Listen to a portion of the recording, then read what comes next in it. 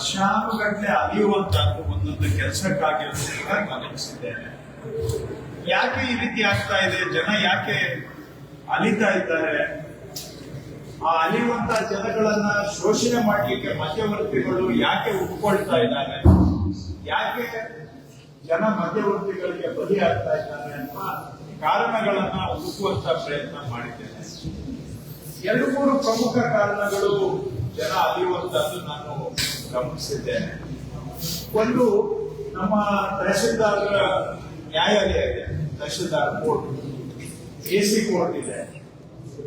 ಈ tahsildar court, AC court ಅಲ್ಲಿ ಸುಮಾರು ಕೇಸುಗಳು ವರ್ಷಾನುಗಟ್ಟಲೆ ಬಾಕಿ ಇರ್ತವೆ. ಅದನ್ನ ಬಗೆಹರಿಸಿಕೊಳ್ಳೋದಕ್ಕೆ ಜನ ಅವರ ಕಸುಬನ್ನ ಬಿಟ್ಟುಬಿಟ್ಟು ನಮ್ಮ ಕಚೇರಿಗೆ ಅಲಿಯುವುದೇ ಒಂದು ಕಸುಬಾಗಿರುವಂತಹದನ್ನು ಗಮನಿಸಿದೆ. ಅಲ್ಲದು ಆ ಕಡೆ ಅವರು ಒಕ್ಕಲ್ತನ ಮಾಡಂಗಿಲ್ಲ, ವ್ಯವಸಾಯ ಮಾಡುವಂಗಿಲ್ಲ. ನಮ್ಮ ಕಚೇರಿಗಳಿಗೆ ಅಲಿಯೋದೇ ಉದ್ಯೋಗ ಆಗಿದೆ. ಅಲ್ಲದು ಆ ಕಡೆ ಸಂಪಾದನೆ ಹೋಯ್ತು, ಇಲ್ಲಿ ಟೇಬಲ್ಲಿರೋ ದುಡ್ಡೆಲ್ಲ ಖರ್ಚಾಯ್ತು, ಕೊನೆಗೆ ಚಪ್ಪಲಿನೂ ಸರಿದು ಹೋಗ್ಬೇಕು. ಅಷ್ಟು ಅಲಿಯುವಂತಹದ್ದು ಕೂಡ ಉತ್ಪ್ರೇಕ್ಷೆ ಮಾತಿರ್ಬಹುದು. ಆದ್ರೂ ಕೂಡ ಆ ರೀತಿಯಲ್ಲಿ ಜನ ಅಲ್ದಾಡುವಂತಹದ್ದು ನಾನು ನೋಡಿದ್ದೇನೆ. ನಾನು ಈ ಇಲಾಖೆ ಜವಾಬ್ದಾರಿ ತಗೊಂಡಾಗ ತಹಶೀಲ್ದಾರರ ನ್ಯಾಯಾಲಯ ರಾಜ್ಯಾದ್ಯಂತ ಅವಧಿಗೆ ಮೀರಿದಂತಹ ಪ್ರಕರಣಗಳು 10,774 ಬಾಕಿ ತಹಶೀಲ್ದಾರ್ ನ್ಯಾಯಾಲಯ 10,774 ಅವಧಿಗೆ ಮೀರಿದಂತಹ ಪ್ರಕರಣ. ಅವುಗಳನ್ನು ನಾವು ವಿಲೆ ಮಾಡಬೇಕು ಇವೆಲ್ಲ ಅಂತೇಳಿ ಆಂದೋಲನವನ್ನು ಆರಂಭ ಮಾಡಿ ಭೂನ್ಯಾಯ ಅನ್ನುವಂತ ಆಂದೋಲನದ ಮುಖಾಂತರ ತಹಶೀಲ್ದಾರ್ ನ್ಯಾಯಾಲಯದಲ್ಲಿ ಇದ್ದಂತಹ ಪ್ರಕರಣಗಳನ್ನ ವಿಲೆ ಮಾಡತಕ್ಕಂಥ ಆಂದೋಲನವನ್ನ ನಡೆಸಿ ಜೂನ್ ಅಂತ್ಯದ ವೇಳೆಗೆ ನಾವು ಅಧಿಕಾರ ವಹಿಸಿಕೊಂಡಿದ್ದು ಮೇ 2023, ಜೂನ್ 2025 ನಾವು ಅಧಿಕಾರ ವಹಿಸಿಕೊಂಡಾಗ 10,774 ಇತ್ತು. ಜೂನ್ಗೆ 416 ಕೇಸ್ಗೆ ಇಳಿಸಿದೆ. ಮಧ್ಯ ಬಂದಂತಹ ಹೊಸ ಪ್ರಕರಣಗಳು ಸೇರಿಕೊಂಡು ಹಳೆಯ ಬಾಕಿಗೂ ಸೇರಿ 10,774 ಇದ್ದಿದ್ದನ್ನ 416 ಪ್ರಕರಣಕ್ಕೆ ಆಂದೋಲನ ತಿಳಿಸಿ ಆಂದೋಲನ ಮಾದರಿಯಲ್ಲಿ 16,000 ತಹಶೀಲ್ದಾರ್ ನ್ಯಾಯಾಲಯ ಪ್ರಕರಣಗಳನ್ನ ವಿಲೆ ಮಾಡಿದೆ. ಮೇ 2023 ತಹಶೀಲ್ದಾರ್ ನ್ಯಾಯಾಲಯದಲ್ಲಿ ಒಂದು ಪ್ರಕರಣ ವಿಲೆ ಆಗ್ಬೇಕಾದ್ರೆ 212 ದಿನ ತಗೊಳ್ತಾ ಇತ್ತು ಸರಾಸರಿ. ಜೂನ್ 2025 ಅದನ್ನ 67 ದಿನಗಳಿಗೆ ಇಳಿಸಿದ್ದೇವೆ ಸರಾಸರಿ. ಸೊ ಇದು ಜನ ಬಂದು ಅಲ್ಲದು ಕೇಸು ವಿಲೆ ಮಾಡಿ ಅಂತ ಕೇಳುವಂತಹದ್ದು ಇದೆ. ಆದ್ರೆ ಸರ್ಕಾರನೇ ಇದನ್ನ ವಿಲೆ ಮಾಡಬೇಕು ಅಂತ ಜವಾಬ್ದಾರಿಯನ್ನ ತೆಗೆದುಕೊಂಡು ವಿಲೆ ಮಾಡುವಂತಹ ಆಂದೋಲನವನ್ನ ನಡೆಸಿದರ ಪ್ರತಿಫಲ ಅಂತ ಹೇಳಬಹುದು. AC ಕೋರ್ಟ್ಗಳಲ್ಲಿ ಇನ್ನೂ ಸ್ವಲ್ಪ ಆಘಾತಕಾರಿ. ರಾಜ್ಯದ ಎಲ್ಲ AC ಕೋರ್ಟ್ಗಳನ್ನ ಹೋಲಿಕೆ ಮಾಡಿದ ಸಮ್ಮಿಶ್ರ ಮಾಡಿದ್ರೆ ಅವಧಿ ಮೀರಿದಂತಹ ಪ್ರಕರಣಗಳು ನಾನ್ ಜವಾಬ್ದಾರಿ ತಗೊಂಡಾಗ 62,857 62,857. ಇದರಲ್ಲಿ 1 ವರ್ಷಕ್ಕಿಂತ ಮೀರಿದಂತ ಪ್ರಕರಣ 59,000. 5 ವರ್ಷಕ್ಕಿಂತ ಮೀರಿ ಬಾಕಿ ಇದ್ದಂತಹ ಪ್ರಕರಣ 32,777. ಇವೆಲ್ಲವನ್ನು ಕೂಡ ಮಧ್ಯವರ್ತಿಗಳು ಶೋಷಣೆ ಮಾಡಿದ್ರೆ ಎಲ್ಲ ಒಂದು ಕಡೆ ಇಷ್ಟು 10-12 ವರ್ಷ ಒಂದು ಪ್ರಕರಣ ಬಾಕಿ ಇದ್ರೆ ಸ್ವಾಭಾವಿಕವಾಗಿ ಜನ ಕಚೇರಿಗೆ ಅಳೆದು ಇಲ್ಲಿ ಆಗಲ್ಲ ಬಿಡು ಅನ್ನೋ ಕಾರಣಕ್ಕೆ ಅವರೇ ಹೋಗಿ ಯಾರನ್ನೋ ಹಿಡ್ಕೊಂಡು ವಿಲೆ ಮಾಡಿಸ್ಕೊಳ್ಳೋ ಪ್ರಯತ್ನ ಮಾಡ್ತಾರೆ. ಮತ್ತು ಪ್ರತಿಯೊಂದು ಪ್ರಕರಣ ಕೂಡ ಖರ್ಚು ವೆಚ್ಚ, ಲಾಯರ್ ಫೀಸು, ಅಲ್ಲಿಗೆ ಬರೋದು, ಇಲ್ಲಿಗೆ ಸುತ್ತಾಡೋದು, ಅಲ್ಲಿ ಕೆಲಸ ಬಿಟ್ಟು ಬರೋದು ಎಲ್ಲ ಖರ್ಚುಗಳೇ. ಇದೆಲ್ಲ ಹೊರೆ ಸಾಮಾನ್ಯ ಜನಗಳ ಮೇಲೆ ಬೀಳ್ತದೆ. ಸೊ ಇವುಗಳನ್ನು ಕೂಡ ವಿಲೆ ಮಾಡುವಂತಹ ಆಂದೋಲನ ಭೂನ್ಯಾಯವನ್ನ ನಾವು ಕಳೆದ 2 ವರ್ಷದಿಂದ ನಡೆಸಿ ಏನು ಅವಧಿ ಮೀರಿದಂತ ಪ್ರಕರಣ 62,857 ಅಂತ ಹೇಳಿದೆ. ಅದು ಇವತ್ತಿನ ದಿನಕ್ಕೆ 18,166ಕ್ಕೆ ಇಳಿಸಿದೆ. Total pendency overdue cases 62,000 ಇದ್ದಿದ್ದು ಈಗ 18,166 ಆಗಿದೆ. 1 ವರ್ಷಕ್ಕಿಂತ ಮೀರಿದಂತ ಪ್ರಕರಣ ನಾನು ತಗೊಂಡಾಗ 59,339 ಬಾಕಿ ಇತ್ತು. ಅದು ಈಗ 14,652ಕ್ಕೆ ಇಳಿಸಿದೆ. 5 ವರ್ಷಕ್ಕಿಂತ ಮೀರಿದಂತ ಪ್ರಕರಣ 32,787 ಬಾಕಿ ಇತ್ತು. ಆ ಸಂದರ್ಭದಲ್ಲಿ ಇವತ್ತು ಅದನ್ನ 4,601ಕ್ಕೆ ಇಳಿಸಿದೆ. ಈ ರೀತಿಯಾಗಿ ಜನ ಅನಗತ್ಯವಾಗಿ ನಮ್ಮ ಕಚೇರಿಗಳಿಗೆ ಅಲಿಯುವಂತ ಅದನ್ನ ಕಮ್ಮಿ ಮಾಡೋದಕ್ಕೆ ಹಿಂದಿನವರು ಇದು ಎಲ್ಲ 2 ವರ್ಷ, 5 ವರ್ಷ, 10 ವರ್ಷ, 12 ವರ್ಷದಿಂದ ಬಾಕಿ ಬಿಟ್ಟಿದ್ದಂತ ಪ್ರಕರಣಗಳನ್ನ ನಾವೇ ಈಗ ಜವಾಬ್ದಾರಿ ತಗೊಂಡು ಕಂದಾಯ ಇಲಾಖೆ ಅಧಿಕಾರಿಗಳು ಆಂದೋಲನ ಮಾದರಿಯಲ್ಲಿ ವಿಲೆ ಮಾಡ್ತಾ ಇದ್ದೇವೆ. ಇದು ಸಾಕಷ್ಟು ಜನಗಳಿಗೆ ರಿಲೀಫ್ ಸಿಕ್ಕಿದೆ. ಇದರಿಂದ ಅವರ ಎಲ್ಲ ಒಂದು ಕಡೆ ನೆಮ್ಮದಿ, ಒಂದು ಋಣ ಮಾತ್ರವಾದ್ರೂ ನೆಮ್ಮದಿ ಕೊಡ್ತಕ್ಕಂಥದ್ದು ಆಗಿದೆ ಅಂತ ನಾನು ನಂಬಿದ್ದೇನೆ. ನಮ್ಗೆ ಮತ್ತೊಂದು ಉದಾಹರಣೆ ಕೊಡೋದಾದ್ರೆ ಈ ಜಿಲ್ಲೆಯಲ್ಲೂ ಕೂಡ ಬಗ್ಗೆ ಈಗಾಗಲೇ ತಾವೆಲ್ಲರೂ ಅದನ್ನ ತಮ್ಮ ಮಾಧ್ಯಮದಲ್ಲಿ ಉಲ್ಲೇಖ ಮಾಡಿದ್ದೀರ. ರಾಜ್ಯದಲ್ಲಿ ಸರ್ಕಾರದಿಂದ ಮಂಜೂರಾಗಿರುವಂತಹ ಭೂಮಿಗಳು ಲಕ್ಷಾಂತರ ಸಂಖ್ಯೆಯಲ್ಲಿದ್ದಾವೆ. ಒಂದು 3 ಲಕ್ಷ ರೈತ ಕುಟುಂಬಗಳಿಗೆ 3 ಲಕ್ಷ ಕುಟುಂಬಗಳಿಗೆ ಜಮೀನು ಆಗಿರಬಹುದು ಇಲ್ಲಿಯವರೆಗೆ ಅಂತ ಒಂದು ಅಂದಾಜು ಮಾಡಿದ್ದಾರೆ. ಅವರ ಜಮೀನಿಗೆ ಸಾಗುವಳಿ ಚೀಟಿ ಇದೆ, RTC ಇದೆ, ಬಿಟ್ರೆ ಅದಕ್ಕೆ ಸರ್ವೆ ಆಗಿಲ್ಲ, ಸ್ಕೆಚ್ ಆಗಿಲ್ಲ, ಕೋಟಿ ಆಗಿಲ್ಲ, ಅದನ್ನ ಮನೆಯಲ್ಲಿ ಭಾಗ ಮಾಡ್ಕೊಳ್ಳಕ್ಕೆ ಬರೋದಿಲ್ಲ, ಅಥವಾ ಅಣ್ತಮ್ಮಂದ್ರು, ದೊಡ್ಡಪ್ಪ, ಚಿಕ್ಕಪ್ಪ ಮಕ್ಕಳು ಭಾಗ ಮಾಡ್ಕೊಳ್ಳಕ್ಕೆ ಬರೋದಿಲ್ಲ, ಅಥವಾ ಏನಾದ್ರೂ ಅನಿವಾರ್ಯ ಸಂದರ್ಭದಲ್ಲಿ ಮಾರಾಟ ಮಾಡ್ಲಿಕ್ಕೂ ಕೂಡ ಅವಕಾಶ ಇಲ್ಲ. ಸೊ RTCಯಲ್ಲಿ ಎಂಟ್ರಿ ಇದೆ ಬಿಟ್ರೆ ಬೇರೆ ಎಲ್ಲಾ ಹಕ್ಕುಗಳು ಅವರಿಗೆ ಕೊಡದೆ ಅದನ್ನ ನಮ್ಮ ಕಡೆಗೆ ಇಟ್ಕೊಂಡು ಒಂದೊಂದು ಕೋಡಿ ಮಾಡಿಸ್ಕೋಬೇಕಾದ್ರೆ ಏಕ ವ್ಯಕ್ತಿ ಕೋಡಿ ಅಂತ ಅವರೇ ನಮ್ಗೆ ಅರ್ಜಿ ಕೊಟ್ಟು, ಯಾರಿಗೆ ಅರ್ಜಿ ಕೊಡ್ಲಿಕ್ಕೆ ಸಾಧ್ಯ, ಯಾರದನ್ನ ಮಾಡಿಸ್ಕೊಳ್ಳಕ್ಕೆ ಸಾಧ್ಯ, ಯಾರಿಗೆ ಸಾಮರ್ಥ್ಯ ಇದೆ ಅವರಿಗೆ ಮಾತ್ರ, ಯಾರಿಗೆ ಸಂಪರ್ಕ ಇದೆ ಅಂದ್ರೆ ಕನೆಕ್ಷನ್ ಇದೆ, ಯಾರಿಗೆ ಸಾಧನ ಇದೆ ಅವರಿಗೆ ಮಾತ್ರ ಸಾಧ್ಯ. ಇದಕ್ಕೋಸ್ಕರ ವರ್ಷಾನುವರ್ಷಗಳಿಂದ ಜನ ಕಚೇರಿಗಳಿಗೆ ಅಲಿಯೋದನ್ನ, ನಮ್ಮ ತಾಲೂಕು ಕಚೇರಿ, ಸರ್ವೆ ಕಚೇರಿಗೆ ಅಲಿಯೋದನ್ನ, ಅದು ಮತ್ತೊಂದು ನಾನು ಗಮನಿಸಿದಂತ ವಿಷಯ. ನಮ್ಮ ಇಲಾಖೆ ಜವಾಬ್ದಾರಿ ತಗೊಂಡಾಗ ಯಾಕೆ ಇಷ್ಟು ಜನ ಯಾಕೆ ಒಂದು ರೀತಿ ಕಷ್ಟ ಅನುಭವಿಸ್ತಾ ಇದ್ದಾರೆ ಅಂತ ನೋಡಿದಾಗ ಇವೆಲ್ಲ ಒಂದೊಂದು ಕಾರಣಗಳು. ಸೊ ಇವೆಲ್ಲ ದರ್ಖಾಸ್ತಿನಲ್ಲಿ ಮಂಜೂರಾಗಿರ್ತಕ್ಕಂಥ ಜಮೀನುಗಳು ಕೋಡಿ ಆಗದೆ ಜನ ನಮ್ಮ ಕಚೇರಿಗಳಿಗೆ ಅಲಿಯೋರು ಯಾರೋ ನಂಬಿ, ಸತ್ಯನೋ ನಿಜ ಸುಳ್ಳು, ಯಾರೋ ಮಾಡಿಸ್ಕೊಡ್ತೀವಿ ಅಂತ ಹೇಳಿ ಮಧ್ಯವರ್ತಿಗಳಿಗೆ ಇನ್ನೇನ್ ಮಾಡೋದು ಅನಿವಾರ್ಯ ಅಂತ ಹೇಳಿ ಅವ್ರಿಗೆ ಬಲಿಯಾಗುವಂತಹದ್ದು. ಅವರು ತಾವು ಸ್ವಂತ ಮಾಡ್ಕೊತಾ ಇದ್ರು, ಯಾರು ಕೊಡ್ತಾ ಇದ್ರು ಅದೆಲ್ಲ ಅವ್ರಿಗೆ ಹೇಳಕ್ ಹೋದ್ರೆ ಇಲ್ಲಿ ಹೇಳುವಂತ ಮಾತುಗಳು ಅಲ್ಲ. ಒಟ್ಟಾರೆ ಶೋಷಣೆ ಆಗಿ ಪರಿವರ್ತನೆ ಆಗಿದೆ. ಅದನ್ನು ಕೂಡ ಈಗ ಬಹಳ 1 ವರ್ಷ ನಾವು ಕಸರತ್ತು ಮಾಡಿ ನಿಯಮಗಳನ್ನೆಲ್ಲ ಸರಳೀಕರಣ ಮಾಡಿ, ಮೊದಲು 5 ಕಡ್ಡಾಯ ದಾಖಲೆ ಕೊಡಬೇಕು ಅಂತಿತ್ತು, ಅದನ್ನ 3 ದಾಖಲೆಗೆ ಇಳಿಸಿ, ಜೊತೆಗೆ ಮೊದಲೇನ್ ಮಾಡೋರು ಎಲ್ಲ ಫೈಲು ಪೇಪರ್ ಅಲ್ಲಿ ಪ್ರಿಪೇರ್ ಮಾಡೋರು. ಈಗ 1 ಸರ್ವೆ ನಂಬರ್ಗೆ 1 ಬಾರಿ 1 to 5 ಮಾಡಿದ್ರೆ ಅದು ಎಲ್ಲರಿಗೂ ಅನ್ವಯಿಸುತ್ತೆ. ಆದ್ರೆ ಹಿಂದೆ ಏನ್ ಮಾಡೋರು, ಪೇಪರ್ ಅಲ್ಲಿ ಮಾಡಿದಾಗ ಒಬ್ಬರಿಗೆ ಮಾಡಿದ್ರು ಕೂಡ ಅದು 1 to 5 ಕಾಣ್ತಾ ಇದ್ರೂ ಕೂಡ ನೆಕ್ಸ್ಟ್ ಅದೇ ಸರ್ವೆ ನಂಬರ್ ಅಲ್ಲಿ ಇನ್ನೊಬ್ರು ಅಪ್ಲೈ ಮಾಡಿದಾಗ ಮತ್ತೆ ಹೊಸದಾಗಿ 1 to 5 ಮಾಡಬೇಕು ಅಂತ ಅವ್ರಿಗೆ ವಿಳಂಬ ಮಾಡುವಂತಹದ್ದು. ಅದಕ್ಕೆ ಮಧ್ಯದಲ್ಲಿ ಯಾರೋ ಒಬ್ರು ನಾನು ಮಾಡಿಟ್ಟಿದ್ದಾರೆ ಆಲ್ರೆಡಿ, ಅದು ಜನರಿಗೆ ಏನ್ ಗೊತ್ತು, ಮತ್ತೆ ನಾನು ಮಾಡಿಸ್ತೀನಿ ಕೊಡುವಂತ ಯಾರೋ ಒಬ್ಬ ತಗೊಳ್ಳೋದು, ಇವೆಲ್ಲ ಆಗ್ತಾ ಇತ್ತು. ಹಾಗಾಗಿ ಇದರಿಂದ ಮತ್ತೆ ಯಾವ ಸ್ಟೇಜ್ ಅಲ್ಲಿ ಇದೆ ಫೈಲ್ ಅಂತ ಗೊತ್ತಾಗ್ತಾ ಇರಲಿಲ್ಲ.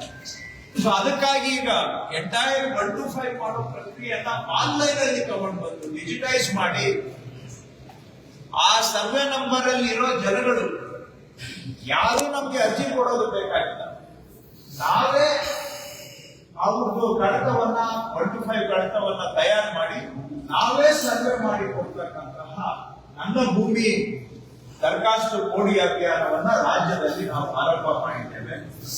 ಇದರ ಅಡಿಯಲ್ಲಿ ಸಾಕಷ್ಟು ಸರಳೀಕರಣ ಮಾಡಿ ಆನ್ಲೈನ್ ಅಲ್ಲಿ ಯಾವ್ಯಾವ ಅಧಿಕಾರಿಗಳ ಹತ್ರ ಪೆಂಡಿಂಗ್ ನಿಂತಿದೆ ಅನ್ನೋದನ್ನ ಟ್ರ್ಯಾಕಿಂಗ್ ಮಾಡುವಂತಹ ಒಂದು ವ್ಯವಸ್ಥೆಯನ್ನ ತಗೊಂಡ್ಬಂದು ಮೇಲಿನಿಂದ ನಮ್ಮ ಇಡೀ ಇಲಾಖೆ ಎಲ್ಲಾ ಹಂತದಲ್ಲಿಯೂ ಕೂಡ ಪ್ರಯತ್ನವನ್ನ ಮಾಡಿ ಇವತ್ತು ಒಟ್ಟು 2,51,000 ಮಂಜೂರಿದಾರರನ್ನ ನಾವು ಗುರುತಿಸಿದ್ದೇವೆ. ಇನ್ನು ಗುರುತಿಸಬೇಕಾಗಿರೋರು ಇನ್ನೂ ಸಾಕಷ್ಟಿದೆ. ಅದರಲ್ಲಿ ಸುಮಾರು 1,41,000 ಸರ್ವೆ ನಂಬರ್ಗಳಲ್ಲಿ 1,41,000 ಸರ್ವೆ ನಂಬರ್ಗಳಲ್ಲಿ ರೈತರಿಗೆ ಮಂಜೂರಾಗಿದೆ ಅನ್ನೋದನ್ನ ಗುರುತಿಸಿದ್ದೇವೆ. ಅದರಲ್ಲಿ ಸುಮಾರು 73,300 ಸರ್ವೆ ನಂಬರ್ಗಳಿಗೆ ಸಂಬಂಧಿಸಿದ ಹಾಗೆ 1 to 5 ಅನ್ನ ಈಗ ತಯಾರು ಮಾಡಿದ್ದೇವೆ. ಇದರಲ್ಲಿ ಸುಮಾರು 2,51,000 ಮಂಜೂರಿದಾರರು ಇದ್ದಾರೆ ಅನ್ನೋದನ್ನ ಗುರುತಿಸಿದ್ದೇವೆ. ಇನ್ನೂ 67,000 ಸರ್ವೆ ನಂಬರ್ಗೆ ಇನ್ನೂ 1 to 5 ಮಾಡುವಂತಹದ್ದು ಬಾಕಿ ಇದೆ. ಈ 67,000 1 to 5 ಏನ್ ಮಾಡೋದು ಬಾಕಿ ಇದೆ. ಇನ್ನ 4 ತಿಂಗಳು ಒಳಗಡೆ ಅವೆಲ್ಲವನ್ನು ಕೂಡ 1 to 5 ಮಾಡಬೇಕು ಅಂತ ನಾನು ನಮ್ಮ ಅಧಿಕಾರಿಗಳಿಗೆ ಗುರಿ ಕೊಟ್ಟಿದ್ದೇನೆ. ಈಗಾಗಲೇ ನಾವೇನು 73,000 1 to 5 ಮಾಡಿದ್ದೇವೆ ಸರ್ವೆ ನಂಬರ್ಗಳಿಗೆ. ಅದರಲ್ಲಿ ಸುಮಾರು 2,51,000 ಮಂಜೂರಿದಾರರಿದ್ದಾರೆ. ಇದರಲ್ಲಿ ನಮ್ಮ ನಿಯಮಗಳ ಪ್ರಕಾರ ಈಗ ಆಲ್ರೆಡಿ ಸರ್ವೆಗೆ ನಾವು ಆದೇಶ ಕೊಟ್ಟಿರುವಂತಹದ್ದು 1,17,000 ಸರ್ವೆ ನಂಬರ್ಗಳನ್ನು ಮಂಜೂರಿದಾರರನ್ನ ಈಗ ನಾವು ಸರ್ವೆಗೆ ತಗೊಂಡಿದ್ದೇವೆ. ಇನ್ನ 1,27,000 ಮಂಜೂರಿದಾರರದ್ದು ಕಡತಗಳು ಮಿಸ್ಸಿಂಗ್ ರೆಕಾರ್ಡ್ಸ್ ಗೈರು ಕಡತ ಸಮಿತಿಗೆ ಹೋಗಿದೆ. ಅಲ್ಲಿಗೆ 1,17,000 ರೈತರದ್ದು ಕನಿಷ್ಠ 3 ದಾಖಲೆ ಇದೆ. 1,27,000 ರೈತರದ್ದು ಕನಿಷ್ಠ 3 ದಾಖಲೆ ಕೂಡ ಇಲ್ಲ. ಸೊ ಇವರೆಲ್ಲರೂ ಮಿಸ್ಸಿಂಗ್ ರೆಕಾರ್ಡ್ಸ್ ಕಮಿಟಿಗೆ ಹೋಗಿದ್ದಾರೆ. ಈಗ ನಾನು ಎಲ್ಲ ಜಿಲ್ಲಾಧಿಕಾರಿಗಳಿಗೆ ಸೂಚನೆ ಕೊಟ್ಟಿದ್ದೇನೆ, ಅಲ್ಲಿ 2 ದಾಖಲೆ ಕನಿಷ್ಠ ಇದೆ, ಅದನ್ನ ಕೂಡಲೇ ನೀವು ಮಿಸ್ಸಿಂಗ್ ರೆಕಾರ್ಡ್ಸ್ ಕಮಿಟಿಯಲ್ಲಿ ಅಪ್ರೂವ್ ಮಾಡಬೇಕು ಅಂತ. ಇದನ್ನ ಮಾಡೋದ್ರಿಂದ ಇನ್ನೊಂದು 30,000 ರೈತರದ್ದು ನಾವು ಸರ್ವೆಗೆ ಮಂಜೂರಿ ಕೊಟ್ಟಂಗಾಗುತ್ತೆ. ಸೊ ಈ ಪ್ರಕ್ರಿಯೆಯಲ್ಲಿ 1,50,000 ರೈತರನ್ನ ನಾವು ತತ್ಕ್ಷಣ ಕೋಡಿ ಮಾಡಿ ಅವರಿಗೆ ಪಕ್ಕಾ ದಾಖಲೆ ಮಾಡಿಕೊಡೋದು ರಾಜ್ಯಾದ್ಯಂತ ಮಾಡ್ತಾ ಇದ್ದೇವೆ. ಈ ಡಿಸೆಂಬರ್ ಅಷ್ಟೊತ್ತಿಗೆ 2 ಲಕ್ಷ ದರಖಾಸ್ತು ಮಂಜೂರಿದಾರ ರೈತರಿಗೆ ನಾವು ಕೋಡಿಯನ್ನ ಮಾಡಿಕೊಡೋ ಗುರಿಯನ್ನ ಇಟ್ಕೊಂಡಿದ್ದೇವೆ. ನೀವು ಹೇಳ್ಬೋದು ಲಕ್ಷಾಂತರ ಮಂಜೂರಿದಾರರಿದ್ದಾರೆ, ನೀವು 2 ಲಕ್ಷ ಹೇಳ್ತಾ ಇದ್ದೀರಾ, ಎಲ್ಲಿಂದ ಎಲ್ಲಿಗೆ ಅಂತ. ನಿಮ್ಗೆ ಒಂದು ಇದೊಂದು ಕಂಪ್ಯಾರಿಸನ್ ಇರಲಿ ಅಂತ. ಯಾಕಂದ್ರೆ ಏನ್ ಮಹಾ ಅಂತ ನೀವು ಅನ್ಕೊಳ್ಬಹುದು. ಅದಕ್ಕೆ ನಿಮಗೆ ಒಂದು ಹೋಲಿಕೆ ಕೊಡೋದಾದ್ರೆ 2013ರಿಂದ 2018 5 ವರ್ಷದ್ದು ನಾವು ತೆಗೆದ್ರೆ 5 ವರ್ಷದಲ್ಲಿ ರಾಜ್ಯದಲ್ಲಿ ಕೋಡಿ ಆಗಿರೋದು ದರಖಾಸ್ತಲ್ಲಿ ಬರೀ 5,800 ಪ್ರಕರಣ 5 ವರ್ಷದಲ್ಲಿ. 2018ರಿಂದ 19 2 ಸರ್ಕಾರ ಇತ್ತು, 2018ರಿಂದ 23 2 ಸರ್ಕಾರ ಇದ್ದ ಅವಧಿಯಲ್ಲಿ ಕೋಡಿ ಆಗಿರೋದು 8,500. ನಾವು ಹೋದ ಡಿಸೆಂಬರ್ ಅಲ್ಲಿ ಆರಂಭ ಮಾಡಿ ಈ ಡಿಸೆಂಬರ್ಗೆ ನಾವು ಮಾಡುವಂತಹದ್ದು 2 ಲಕ್ಷ. 2 ಲಕ್ಷ ಕುಟುಂಬ ಅಂತ ಹೇಳಿದ್ರೆ ಇವೆಲ್ಲ ಮಂಜೂರಾಗಿ ತಮಗೆ ಗೊತ್ತಿರೋ ಹಾಗೆ 20ರಿಂದ 60 ವರ್ಷ ಆಗಿದೆ. ಅಲ್ಲಿಗೆ ಆ 2 ಲಕ್ಷ ಕುಟುಂಬಕ್ಕೆ ಇವತ್ತು ಅದರ ಮುಂದಿನ ಪೀಳಿಗೆಯಲ್ಲಿ ಇನ್ನ ಬಹುಶಃ 3 ಲಕ್ಷ ಕುಟುಂಬಗಳು ಆಗಿರ್ತವೆ. ಯಾಕಂದ್ರೆ 30 ವರ್ಷ ಹಳೇದಾಗಿದೆ ಅಂದ್ರೆ ಅಲ್ಲಿಗೆ ಅವ್ರ ಮಕ್ಕಳು ಮದುವೆ ಆಗಿ ಅವ್ರದ್ದು ಸಂಸಾರಗಳಾಗಿದೆ. ಸೊ ಈ 2 ಲಕ್ಷ ಕುಟುಂಬಕ್ಕೆ ನಾವು ಮಾಡಿಕೊಡುವಂತಹದ್ದು ಬರೀ 2 ಲಕ್ಷ ಅಲ್ಲ, ಅದರ ಜೊತೆಗೆ ಕನಿಷ್ಠ ಇನ್ನ 3 ಲಕ್ಷ ಕುಟುಂಬ 5 ಲಕ್ಷ ಕುಟುಂಬಗಳಿಗೆ ಪಕ್ಕಾ ದಾಖಲೆ ದರಖಾಸ್ತು ಜಮೀನಿಗೆ ಪಕ್ಕಾ ದಾಖಲೆಯನ್ನ ನಾವು ಮಾಡಿಕೊಡ್ತಾ ಇದ್ದೇವೆ. ಇದನ್ನ ಡಿಸೆಂಬರ್ ಒಳಗಡೆ ಮಾಡುವಂತ ಗುರಿಯನ್ನ ಇಟ್ಕೊಂಡಿದ್ದೇವೆ. ಉದಾಹರಣೆಗೆ ಈಗ ಒಂದೆರಡು ಹೇಳ್ತಾ ಇದ್ದೇನೆ. ಅದೇ ರೀತಿಯಲ್ಲಿ ಇವತ್ತು ರಾಜ್ಯದಲ್ಲಿ ಸುಮಾರು 52 ಲಕ್ಷ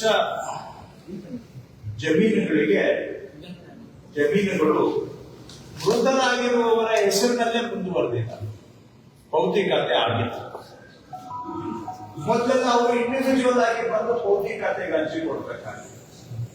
ಈಗ ಅವರ ಕೋರಿಕೆ ಮೇರೆಗೆ ಅರ್ಜಿಯ ಮೇರೆಗೆ ಮಾಡುವಂತಹದಕ್ಕೆ ನಿಲ್ಲಿಸಿ ಈ 52 ಲಕ್ಷ ಏನು ಜಮೀನುಗಳು ಪಾವತಿ ಖಾತೆ ಆಗದೆ ಬಾಕಿ ಉಳಿದಿದ್ದಾವೆ ಅವುಗಳನ್ನ ಸರ್ಕಾರವೇ ಸ್ವಯಂ ಪ್ರೇರಣೆಯಿಂದ ಅರ್ಜಿ ಅಂತ ನಾವು ಸ್ವೀಕರಿಸಿದ್ದೇವೆ. ಯಾರು ಅರ್ಜಿ ಹಾಕಿಲ್ಲ, ನಾವೇ ಅವುಗಳನ್ನೇ ಅರ್ಜಿ ಅಂತ ಡಿಕ್ಲೇರ್ ಮಾಡಿ ವಿಲೇಜ್ ಅಕೌಂಟೆಂಟ್ ವೈಸ್ ಅವರ ಲಿಮಿಟ್ ಅಲ್ಲಿ ಎಷ್ಟೆಷ್ಟಿದೆ ಅಂತ ಅವರಿಗೆ ಪುಷ್ ಮಾಡಿ ಇವತ್ತು ಅವೆಲ್ಲವಕ್ಕೂ ಕೂಡ ನಾವೇ ಜನಗಳ ಮನೆ ಬಾಗಿಲಿಗೆ ಹೋಗಿ ಪಾವತಿ ಖಾತೆ ಮಾಡತಕ್ಕಂತಹ ಈ ಪಾವತಿ ಖಾತೆ ಆಂದೋಲನವನ್ನು ಕೂಡ ಆರಂಭ ಮಾಡಿದ್ದೇವೆ.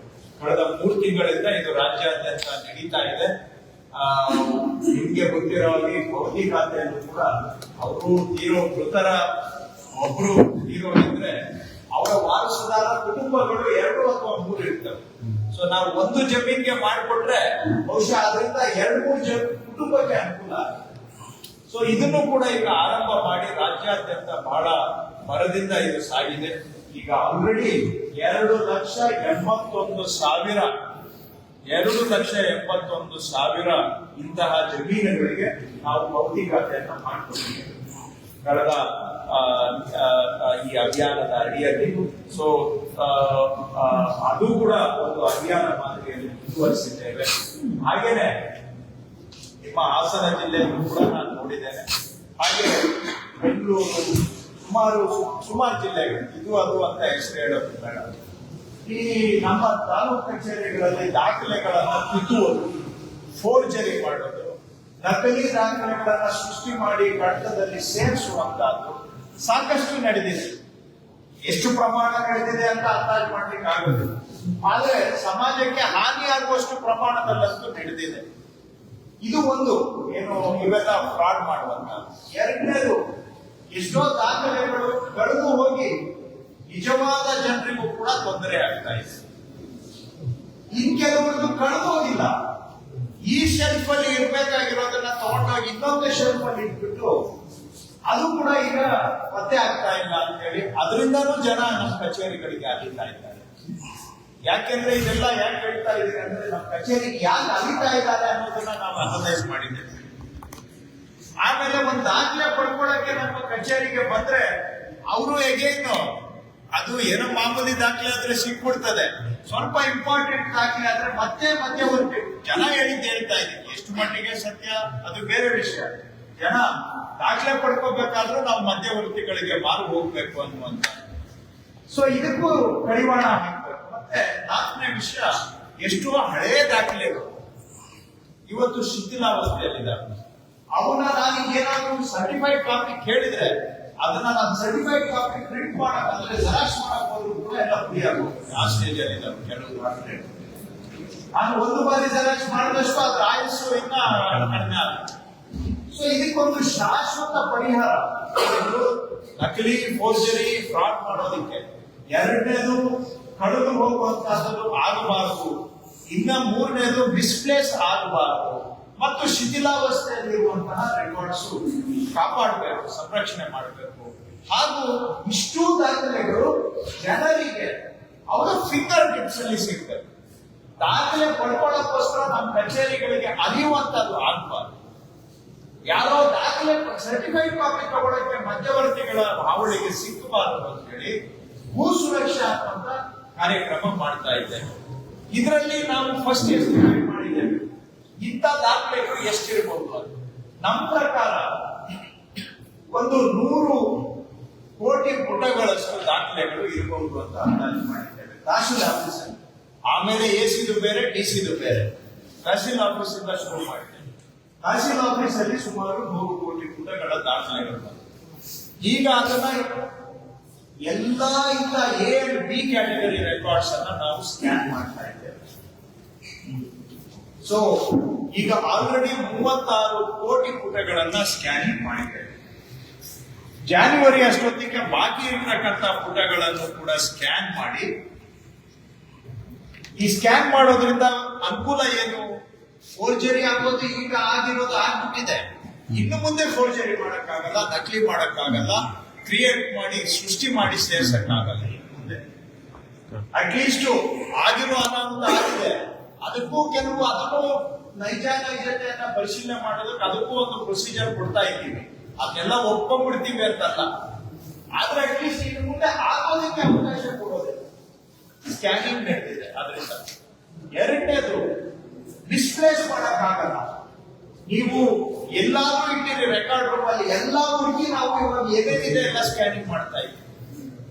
ಈಗ ಎಷ್ಟೋ ಜನಗಳದ್ದು ಮಂಜೂರಿ ದಾಖಲೆಗಳು ಇಲ್ಲ ಅಂದಿದ್ರು ಕೂಡ ಈ ಸ್ಕ್ಯಾನಿಂಗ್ ಮಾಡುವಾಗ ನಮಗೆ ಸಿಕ್ಕಿದೆ. ಯಾಕಂದ್ರೆ ಬೇರೆ ಎಲ್ಲ ಇಟ್ಬಿಟ್ಟಿದ್ದಾರೆ. ಈಗ ಅದೆಲ್ಲ ಹೊರಗಡೆ ಬರ್ತಾ ಇದೆ. ಮೂರನೇದು, ಮಿಸ್ಪ್ಲೇಸ್ ಮಾಡಕ್ಕ ಕಳೆದೋಗಕ್ಕಾಗಲ್ಲ ಇನ್ನು ಮುಂದೆ. ಈಗೆಲ್ಲ ಗೈರು ಕಡತ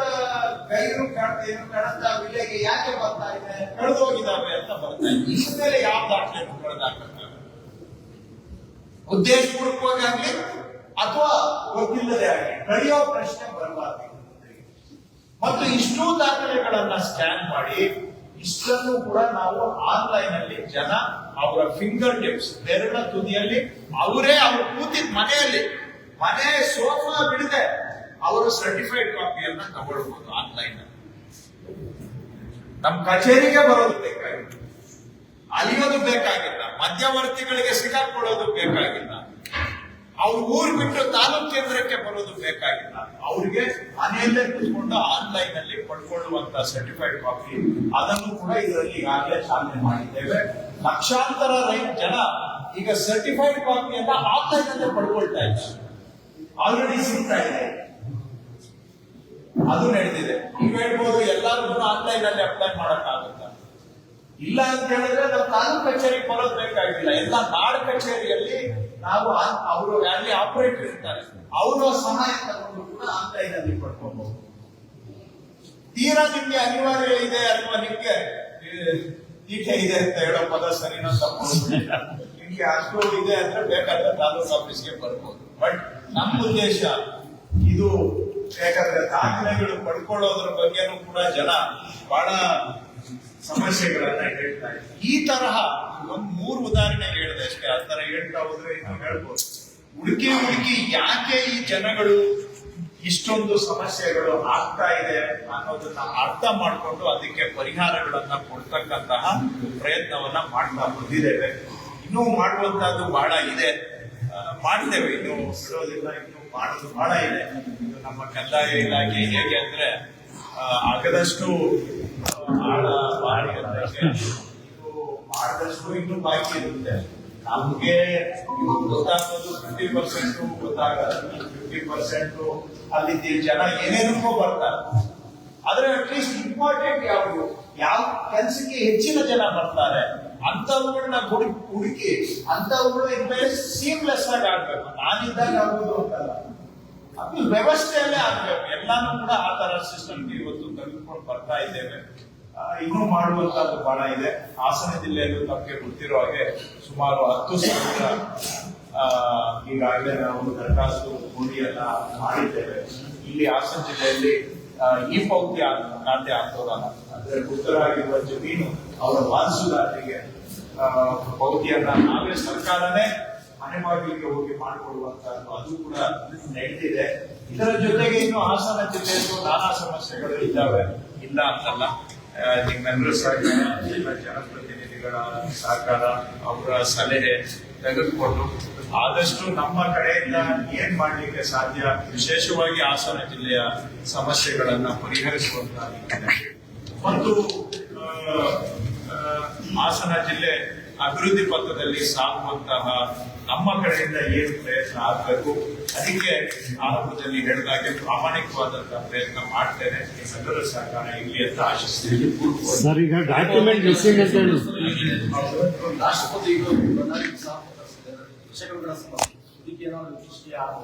ನೋಡಿ, ಹಿಸ್ಟ್ರಿ ಆಡ್ಬೇಕು ಅನ್ನೋದು ನಮಗೂ ಆಸೆ ಇದೆ. ಆದ್ರೆ ಈಗ ನಿಮ್ಗೆ ಗೊತ್ತಿದೆ, ಸರ್ಕಾರದಲ್ಲಿ ಉನ್ನತ ಮಟ್ಟದ ತನಿಖೆ ಸಮಿತಿಯನ್ನ ರಚನೆ ಮಾಡಿ ಒಬ್ಬ IAS ಅಧಿಕಾರಿಯನ್ನ ನೇಮಿಸಿ ಅದು ತನಿಖೆ ಮಾಡಿಸಿದಾಗ ಅವರು ಸುಮಾರು 8,600 ಕಡತಗಳನ್ನು ಅವರಿಗೆ ರೆಫರ್ ಆಗಿದೆ. 8,600ರಲ್ಲಿ ಅವರೊಂದು 1,800 ವೆರಿಫೈ ಮಾಡಿದ್ದಾರೆ. ಅದರಲ್ಲಿ 1,800 ಇವೆಲ್ಲ ನೈಜತೆ ಇಲ್ಲ ಅನ್ನುವಂತ. ಸೊ ಯಾರಿಗೆ ಮಾಡ್ಕೊಡ್ಬೇಕು? ನೈಜತೆ ಇರೋರಿಗೆ ಮಾಡ್ಕೊಡೋದಕ್ಕೆ ನಾವು ಬದ್ಧರಿದ್ದೇವೆ. ಅವ್ರ ಹೆಸರಿನಲ್ಲಿ ಎಲ್ಲ ಫ್ರಾಡ್ಯುಲೆಂಟ್ ಆಗಿ 7 ಗುಂಟೆ ಜಮೀನು ಹೋಗಿದ್ರೆ ಇಲ್ಲಿ 4 ಎಕರೆ ಜಮೀನು ಅಂತ ಬರ್ಸ್ಕೊಂಡಿದ್ದಾರೆ. ಅಲ್ಲಿ 1 ಗುಂಟೆನೂ ಜಮೀನು ಹೋಗಿಲ್ಲ, ಇಲ್ಲಿ HRP ಅಂತ ಪಡ್ಕೊಂಡಿದ್ದಾರೆ. ಹಾಗಂತೇಳಿ ಪರಿಹರಿಸಬೇಕು, ನಿಜ ಅದು ನಮ್ಗೆ ಡ್ಯೂಟಿ ಇದೆ. ಹಾಗಂತೇಳಿ ಲೀಗಲ್ ಮಾಡಿರೋರ್ದು ಎಲ್ಲ ರೆಗ್ಯುಲರೈಸ್ ಮಾಡಕ್ ಆಗೋದಿಲ್ಲ. ನಾನು ಜಿಲ್ಲಾಧಿಕಾರಿಗಳ ಹತ್ರ ಮಾತಾಡಿದ್ದೇನೆ, ಹೇಗೆ ಇದನ್ನ ಸೆಗ್ರಿಗೇಟ್ ಮಾಡೋದು ಆಗುತ್ತಾ ಅಂತ ಹೇಳಿ. ಅದಕ್ಕೆ ಅವರು ಕೆಲವು ಸಜೆಷನ್ಸ್ ಕೊಟ್ಟಿದ್ದಾರೆ, ನಾನು ಕೆಲವು ಸಜೆಷನ್ಸ್ ಕೊಟ್ಟಿದ್ದೇನೆ. ಕೆಲವು ಒಟ್ಟಿನಲ್ಲಿ ಕೂತ್ಕೊಂಡು ಪರಿಹಾರ ಮಾಡೋದಕ್ಕೆ ಇದು ಇವತ್ತಿಂದೇನಲ್ಲ. ನಾನು ಕಂಡಂಗೆ ಒಂದು 15 ವರ್ಷದಿಂದ ನಾನು ವಿಧಾನಸಭೆಯಲ್ಲೂ ನೋಡಿದ್ದೇನೆ ಮತ್ತು ಅನೇಕ ಸಮಿತಿಗಳಲ್ಲೂ ನಾನು ಕೆಲಸ ಮಾಡಿದ್ದೇನೆ. ಸೊ ಈ ರೀತಿಯಾಗಿ ಇದು ಪದೇ ಪದೇ ಬರ್ತಾನೆ ಇದೆ. ಅದನ್ನ ಪರಿಹಾರ ಮಾಡೋದಕ್ಕೆ ಫಸ್ಟ್ ನಾವು ಯಾರು ಇದರಲ್ಲಿ ನೈಜತೆ ಹೊಂದಿರುವವರು ಮತ್ತು ಯಾರು ಇಲ್ಲ ಅನ್ನೋದನ್ನ ನಾವು ಒಂದು ಸೆಗ್ರಿಗೇಷನ್ ಮಾಡಿದ್ರೆ, ಬೇರ್ಪಡಿಸಿದ್ರೆ ಆಮೇಲೆ ಏನಾದ್ರೂ ಮಾಡ್ಬೋದು. ಆ ಸೆಗ್ರಿಗೇಷನ್ ಮಾಡದೆ ನಾವು ಏನು ಹೇಳಲಿಕ್ಕೆ ಕಷ್ಟ ಆಗುತ್ತೆ. ಈಗ ನಾನು ಜಿಲ್ಲಾಧಿಕಾರಿಗಳಿಗೆ ಹೇಳಿದ್ದೇನೆ, ಕೆಲವು ಬೇರೆ ಉದಾಹರಣೆಗಳನ್ನ ಕೊಟ್ಟು ಇಂಥ ಸಮಸ್ಯೆಗಳು ಬಂದಾಗ ಅಲ್ಲಿ ಯಾವ ರೀತಿ ಒಂದು ಪರಿಹಾರಕ್ಕೆ ಒಂದು ಮೆಕ್ಯಾನಿಸಮ್ ಅನ್ನ ನಾವು ಹಾಕಿದ್ದೇವೆ, ಅದನ್ನು ಇಲ್ಲೂ ಕೂಡ ಅದಕ್ಕೆ ಒಂದು ಮೆಕ್ಯಾನಿಸಮ್ ಅನ್ನ HRP ಇಶ್ಯೂಸ್ ಅನ್ನ ವೆರಿಫಿಕೇಶನ್ ಮಾಡೋದಕ್ಕೆ ಒಂದು ಏನಾದ್ರೂ ಒಂದು ಕಮಿಟಿ ಮಾಡಬೇಕಾಗುತ್ತೆ. ಇದೇ ಇವರು ನಮ್ಮ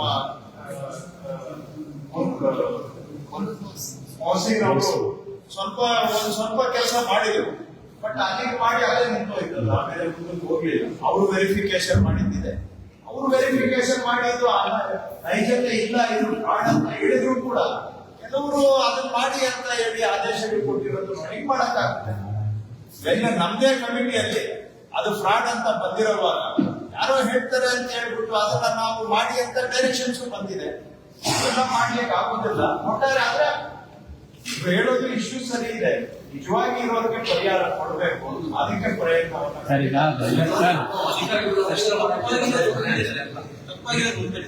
ಅದೇ ಸರಿ ಇರೋದು ಕೂಡ ಕಾಯ್ದೆ ಮಾಡಿ ಮೇಲೆ ಎಲ್ಲರೂ ತಡೆ ಹಿಡಿಯಲಾಗಿದೆ. ಅವ್ರಿಗೆ 30-40 ವರ್ಷದ ಮೇಲೆ ಆಗಿದೆ. ಇಲ್ಲಿವರೆಗೂ ಅವರಿಗೆ ಭೂಮಿ ಮಂಜೂರಾಗಿದೆ. ಈಗ ದಿಢೀರಂತ ಯಾವ್ದೋ ತಪ್ಪಾಗಿದೆ ಅಂತ ಹೇಳಿ ಇರೋರೆಲ್ಲರೂ ಯಾರಿಗೂ ಏನಲ್ಲ, ಸಾಕಷ್ಟು ಪ್ರಮಾಣದಲ್ಲೂ ಆಗಿದೆ ಸರ್. ಏನು ಈಗ 5% ಆಗಿದ್ರೆ ಇಲ್ಲಿ ಬಿಡ್ರಿ, ಈ ಸೂರ್ಯನ್ ಕೆಳಗಡೆ ಇವೆಲ್ಲ ನಡೀತದೆ ಅಂತ ಹೇಳ್ಬೋದು. ಆದ್ರೆ ವ್ಯಾಪಕವಾಗಿ ದುರುಪಯೋಗ ಆಗಿರುವಾಗ ದುರುಪಯೋಗ ಮಾಡ್ಕೊಂಡಿರೋದು ಕೂಡ ನಾವು ಎಲ್ಲೋ ಮಾಡ್ಲಿಕ್ಕೆ ಆಗುತ್ತೆ. ಹಾಗಂತೇಳಿ ನೈಜವಾಗಿರೋ ಬಗ್ಗೆ ಖಂಡಿತ ನಮ್ಗೆ ಕೇಳ್ತಾ ಇದ್ದೀರಾ. ಏನು ನಾನೇನು ಇವತ್ತು ಸೃಷ್ಟಿ ಆಗಿರೋದಲ್ಲ ಸಮಸ್ಯೆ, ನನ್ನ ಗಮನದಲ್ಲಿದೆ. ಬೇರೆಲ್ಲೂ ಹೋಗ್ತೇನೆ ಇದುವರೆಗೆ ತಿಳಿಸ್ಕೊಂಡು ಈಗ ಅದು ಆಯ್ತು. 850-950 ಕಟ್ಟಗಳನ್ನ ಮಾಡ್ತಾರೆ. ಅದೇ ತನಿಖಾಧಿಕಾರಿಗಳ ಮುಂದೆ ಒಂದು ದುಡ್ಡು ಬರ್ಕೊಡ್ತಾರೆ, ನಾನು ಇದನ್ನು ಮಿಸ್ ಮಾಡಿದ್ದೀನಿ, ಆಗಾದ್ಮೇಲೆ ಅಂತವ್ರಿಗೆ ಏನು ಶಿಕ್ಷೆ ನೋಡೋಣ. ಇನ್ನು ಇಷ್ಟ್ಮೇಲೆ ಡೀಟೇಲ್ ಸ್ಟಡಿ ಮಾಡ್ತೇನೆ. ಅದು ಸಂಬಂಧಪಟ್ಟಂತೆ ಎಲ್ಲ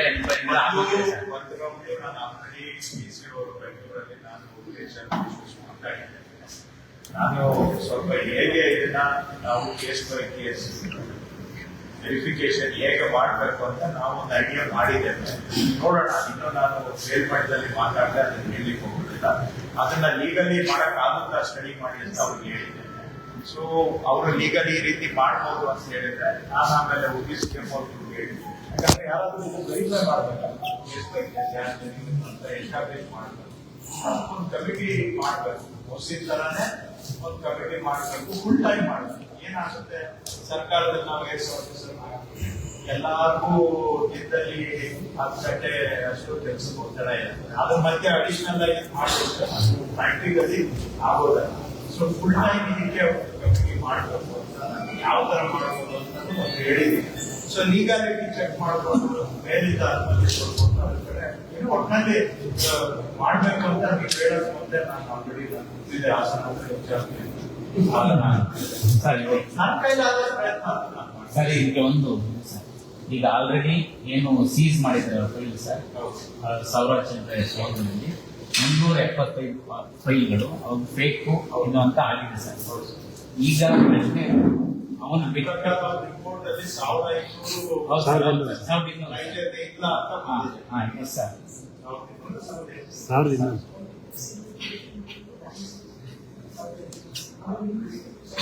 ಸರ್, ಆ ವಿಚಾರದಲ್ಲಿ ಈಗ ಹಿಂದಿನ ಎಸಿಗಳು ಕೂಡ ತಪ್ಪು ಮಾಡಿದರೆ ಫೋರ್ಜರಿ ಸೈನ್ ಅಂತ ಆಗಿದೆ. ಆಗ ಅವ್ರಿಗೂ ಏನು ಶಿಕ್ಷೆ ಆಗಿದೆ. ಈಗ ಹೊಸದಾಗಿ ಯಾರ್ಯಾರು 30-40 ವರ್ಷದಿಂದ ಕಾಯ್ತಾ ಇದ್ದಾರೆ ಅವ್ರಿಗೂ ನ್ಯಾಯ ಸಿಗ್ತದೆ. ಕೇಳಿದ್ರೆ ಯಾವಾಗ ನೋಡಿದ್ರೆ ಎಂಕ್ವೈರಿ ಇದೆ ಅಂತ ಹೇಳ್ತಾರೆ. ಅವರೆಲ್ಲ ಎಲ್ಲಿಗೆ ಹೋಗ್ಬೇಕು ಸರ್? ಮತ್ತೆ ನೀವು ಈಗ ಮಕ್ಸೂದ್ ಕಮಿಟಿ ಮಾಡಿ ಮತ್ತೆ ಅದನ್ನ ಈಗ ಇದು ಅಲ್ಲ, ಮಾಡಿ ಈಗ ಇರೋ ಕಮಿಟಿನೇ ಫಾಸ್ಟ್ ಆಗಿ ಮಾಡ್ತಾರೆ ಅಂದ್ರೆ ನಂದೇ ಸರ್, ನಮಗಿರೋ ಮಾಹಿತಿ ಇರೋದ್ರಲ್ಲಿ ಮೋಸ್ಟ್ಲಿ ಅಷ್ಟು ವೆರಿಫಿಕೇಶನ್ ಮಾಡಿದ್ದಾರೆ, ಸ್ವಲ್ಪ ಕ್ಲಿಯರ್ ಆಗಿ ಮಾಡಿದ್ದಾರೆ. ಬಟ್ ಈಗ ಏನಾಗಿದೆ, ಅವರು ಎಲ್ಲರೂ ಅಧಿಕಾರಿಗಳು ಅಡಿಷನಲ್ ಆಗಿ ನಾವು ಇಲ್ಲಿ ಹಾಕಿದ್ರೆ ಆ ಕೆಲಸ ಮಾಡೋದು ಈ ಕೆಲಸ ಮಾಡೋದು ಪ್ರಾಕ್ಟಿಕಲಿ ಆಗುತ್ತಾ? ಏನಾದ್ರೂ ಒಂದು ಇದೇ ಕೆಲಸಕ್ಕೆ ಎಕ್ಸ್ಕ್ಲೂಸಿವ್ ಆಗಿ ಮಾಡಿದ್ರೆ ಒಂದು ವೆರಿಫಿಕೇಶನ್ ಆದ್ರೂ ಮುಗಿಬಹುದು ಅನ್ನೋದಷ್ಟೇ ನನ್ನ ನಿರೀಕ್ಷೆ. ನೀವು ಅವ್ರನ್ನೇ ಮುಂದುವರ್ಸಿದ್ರೆ ಮುಂದುವರಿಸ್ತೀವಿ, ಬಟ್ ಮತ್ತೆ ರಿಸಲ್ಟ್ ಅವರು ಪಾರ್ಟ್ ಟೈಮ್ ಕೆಲಸ ಮಾಡಿದ್ರೆ ಆಗಲ್ಲ ಅಂತ ಅಷ್ಟೇ ನಾನು. ಈಗ ತಪ್ಪು ಮಾಡಿದವ್ರಿಗೆ ಏನ್ ಶಿಕ್ಷೆ ಸರ್? ಮಾಡೋಣ ಈಗ ಅಷ್ಟು ಏನ್ ಯಾರು ಕ್ರಮನ ಕೈಗೊಳ್ತಿಲ್ಲ? ನಾನಿನ್ನೂ ಹೋಗಿಲ್ಲ, ಆ ಲೆವೆಲ್ಗೆ ನಾನಿನ್ನೂ ಹೇಳೋದು ಸರಿ ಇದೆ. ಪ್ರೊಬೇಷನರಿಯಿಂದ ಅಧಿಕಾರಿ ಇಲ್ಲಿ ಒಂದು ವಿಶೇಷ ಭೂಸ್ವಾದ ಅಧಿಕಾರಿ ಅಂತ 250 ವರ್ಷ ಕೆಲಸ ಮಾಡಿ ತನಿಖೆ ಟೈಮಲ್ಲಿ ಬಂದಿಲ್ಲ, ಕೆಲಸ ಮಾಡಿ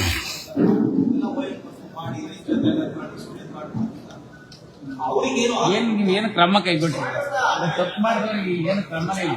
ಸರ್ ಇನ್ನೊಂದು ಸರ್, ಒಂದ್ ಕಡೆ HRP ಸರ್, ಇನ್ನೊಂದು ಕಡೆ ಸ್ವತಂತ್ರ ಪೂರ್ವದ ಒಂದು ಆದೇಶ ಈ ಕ್ಷಣಕ್ಕೆ ಹಾಸನ ಜಿಲ್ಲೆ ಸಕಲೇಶ್ಪುರ ತಾಲೂಕಿನ ಅಗ್ನಿಗುಡ್ಡ ಅಂತಕ್ಕಂಥ ಪ್ರದೇಶದ 2000 ಕುಟುಂಬಗಳನ್ನ ಆತಂಕಕ್ಕೆ ತಂದಿದೆ ಸರ್. ಏನಂತ ಹೇಳಿದ್ರೆ 200 ವರ್ಷದಿಂದ 250 ವರ್ಷದಿಂದ ಅಲ್ಲಿ ಕುಟುಂಬಗಳು ವಾಸ ಮಾಡ್ತಾರೆ. ಸುಮಾರು 2000 ಕಾಯ್ತಾರೆ. ಈಗ ಅವ್ರಿಗೆ ನೋಟಿಸ್ ಕೊಡ್ತಾ ಇದ್ದಾರೆ, ನೀವು ಇದರ ಹಕ್ಕು ಸಾಬೀತು ಮಾಡ್ಕೊಳ್ಳಿ ಅಂತ. ಅವರೆಲ್ಲರೂ ಕೂಡ ಒಂದು ರೀತಿ ಆತಂಕಕ್ಕೆ ಒಳಗಾಗಿದೆ. ಸೆಕ್ಷನ್ 4 ವಿಚಾರಣೆ. ಮತ್ತೆ ಇನ್ನೊಂದು ಸರಿ ಸೆಕ್ಷನ್ 17 ಆದ್ಮೇಲೆ ಹಾಕ್ಬೇಕಾಗಿದ್ದಂತ ಬೋರ್ಡ್ಗಳನ್ನ ಈಗ ತಂದು ಹಾಕ್ಬಿಟ್ಟಿದ್ರೆ ನಾವು ಇವರು ಕೂಡ ಓಡಾಡ್ಲಿಕ್ಕೆ ಸಾಧ್ಯ ಇಲ್ಲ, ಮರ ಕಡಿಲಿಕ್ಕೆ ಸಾಧ್ಯ ಇಲ್ಲ, ಏನು ಗೊಬ್ಬರ ಹಾಕ್ಬೇಡಿ, ರೋಡ್ ಮಾಡ್ಬೇಡಿ, ಮನೆ ರಿಪೇರಿ ಮಾಡ್ಕೋಬೇಡಿ ಅಂತ ಒತ್ತಡ ಆಗ್ತದೆ ಅಂತೇಳಿ ಜನ ಆತಂಕಗೊಳ್ಳೋದಿದೆ. ಫಾರೆಸ್ಟ್ ಮಿನಿಸ್ಟರ್ ಹತ್ರ ಮಾತಾಡಿದ್ದೇವೆ, ಗಮನಕ್ಕೂ ಬಂದಿದೆ. ಸಂಸದರು ಮತ್ತೆ ಸ್ಥಳೀಯ ಶಾಸಕರು ಕೂಡ ನನ್ನ ಗಮನಕ್ಕೆ ತಂದು ನಿನ್ನೆ ಫಾರೆಸ್ಟ್ ಮಿನಿಸ್ಟರ್ ಹತ್ರ ಮಾತಾಡಿದ್ವಿ. ಅವರು ಮೀಟಿಂಗ್ ಮಾಡ್ತೀವಿ ಅಂತ ಹೇಳಿದ್ದಾರೆ. ಶಾಸಕರು ಸ್ಥಳೀಯರಿಗೂ ಹೇಳಿದ್ದೇವೆ, ನಿಮ್ಮ ಹತ್ರ ಅದೇ ಹೇಳ್ತಾರೆ, ಸ್ವಲ್ಪ ಪ್ರದೇಶ ಡಿನೋಟಿಫೈ ಆಗಿದೆ, ಇಂಪ್ಲಿಮೆಂಟೇಷನ್ ಆಗಿಲ್ಲ, ಆದೇಶ ಆಗಿದೆ, ಇಂಪ್ಲಿಮೆಂಟೇಷನ್ ಆಗಿಲ್ಲ ಅಂತ. ಸೊ ಅದಕ್ಕೆ ಫಾರೆಸ್ಟ್ ಮಿನಿಸ್ಟರ್ ಹೇಳಿದ್ರೆ, ಆಯ್ತು ನಿಮ್ಮ ಹತ್ರ ಏನ್ ದಾಖಲೆ ಇದೆ ತಗೊಂಡು ಬಂದು ವೆರಿಫೈ ಮಾಡಿ ಆಮೇಲೆ ತಾತ್ಪರ್ಯಕ್ಕೆ ಬರೋಣ. ಮತ್ತು ನಾವು ಹೇಳಿದ್ದೀವಿ ಫಾರೆಸ್ಟ್ ಮಿನಿಸ್ಟರ್ಗೆ, ಜಮೀನುಗಳದ್ದು ಒಂದ್ ಕಡೆ, ಆದ್ರೆ ವಸತಿ ಇರುವಂತಹ ಪ್ರದೇಶಕ್ಕೆ ಏನೇ ಇದ್ರು ಕೂಡ ನಾವು ರಕ್ಷಣೆ ಕೊಡ್ಬೇಕು ಅಂತ. ಅವರು ತಾತ್ವಿಕವಾಗಿ ವಸತಿ ಇರೋ ಪ್ರದೇಶಕ್ಕೆ ನಾವು ತೊಂದರೆ ಮಾಡೋದಿಲ್ಲ ಅನ್ನೋ ವಿಷಯವನ್ನ ಫಾರೆಸ್ಟ್ ಮಿನಿಸ್ಟರ್ ನಿನ್ನೆ ಹೇಳಿದ್ದಾರೆ. ನಾವು ನೆಕ್ಸ್ಟ್ ಅವರು ಈ ಸೆಷನ್ ಆದ್ಮೇಲೆ ಅವ್ರ ಜೊತೆ ಒಂದು ಮೀಟಿಂಗ್ ಮಾಡಿ ಸ್ಟೆಪ್ಸ್ ಸರ್, ಎಸ್ಲೂರ್ ಅಂತ ಒಂದು ಪ್ರದೇಶದಲ್ಲಿ ಒಂದು ಮನೆಯನ್ನ ಇದೇ ಫಾರೆಸ್ಟ್ನವರು ನೆಲಶಮ ಮಾಡಿ ಹೋಗ್ಬಿಡ್ತಾರೆ ಸರ್. ಎಸ್ಲೂರ್ ಕನಿಷ್ಠ ಸೌಜನ್ಯ ಎಲ್ಲ ಒಂದು ನೋಟಿಸ್ ಕೊಡೋಂಥದ್ದಿಲ್ಲ. ಸರಿಗ ಆಗಿರೋಂಥ ಒಂದು ಮನೆಯನ್ನ ಅದು ಹೆಚ್ಚಿನ ವಿಡಿಯೋಗಳಿಗೆ ಪ್ರತಿಧ್ವನಿ ಯೂಟ್ಯೂಬ್ ಚಾನೆಲ್ ಸಬ್ಸ್ಕ್ರೈಬ್ ಮಾಡಿ, ಬೆಲ್ ಐಕಾನ್ ಕ್ಲಿಕ್ ಮಾಡಿ.